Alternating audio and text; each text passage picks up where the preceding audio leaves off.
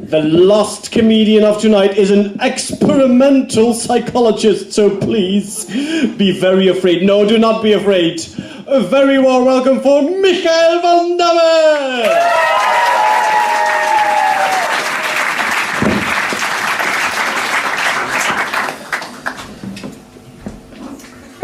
Good evening. I'm Michael, and I'm a psychologist. Exactly. What? A psychologist in our midst? I thought this was supposed to be about science. Guards, remove this heathen from the stage. Throw him in the pit of fire. Well, I've got news for you. I'm sorry, but psychology is a science. Whether you like it or not, we are part of the science family. Although, I think, if you'd actually come over and visit the science family for dinner, it would go a bit like this. Oh, hey, good evening. So glad you could make it. Welcome in our ivory tower. So, this is our oldest one, Mathematics. He's doing really great. It's a bit weird, but really smart. We like to call him Matt. Oh, and here's our second one, Physics. He's really our favorite one.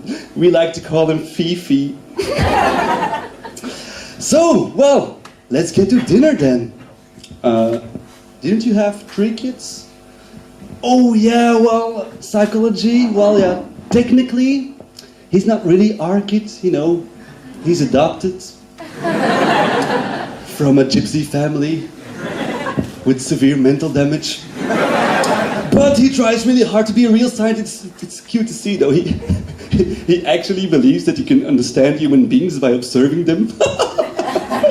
We like to call him Cuckoo. Now, just to be clear, I'm not the kind of psychologist that messes with your past. You know, I'm an experimental psychologist, the ones with the electroshocks, who were quite popular during the war. And experimental psychologists, we don't mess with the past. We mess with the present. We love messing with the mind. And I really should advise you to enjoy messing with the mind of other people a bit more. You don't even have to do it yourself. Just a mere suggestion to someone else is enough for them to mess up their own mind for you. Last Wednesday I was at the coffee corner and my colleague Kevin, he came in. And Kevin is a bit, how should I put it, he's a bit fragile. You know, oh hey Kevin, all good? Oh hey Michael, yes, I'm okay.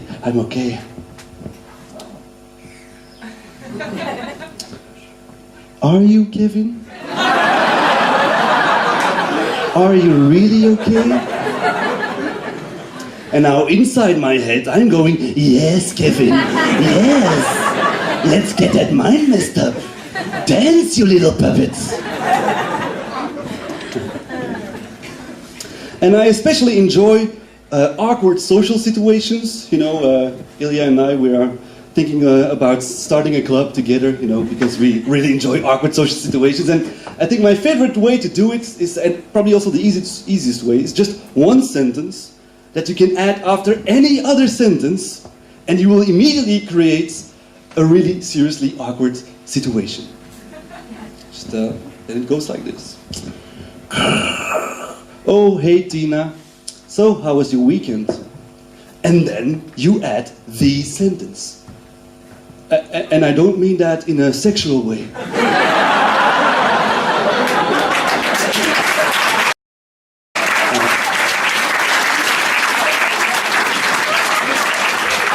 But then it's just starting. You don't go away, you just stay there and make that moment as long and painful as possible. Not that I'm not interested in your relationships with other men or anything. I just want you to know that I'm not fantasizing about you naked or anything. Not that I don't think you're attractive. You are very attractive. Just not in a sexual way. I mean that respectfully. You're not like those slutty dancers on MTV music videos or anything. Although you would probably look good as a slut. Not that you are one. My record is 8 minutes. And I don't mean that in a sexual way.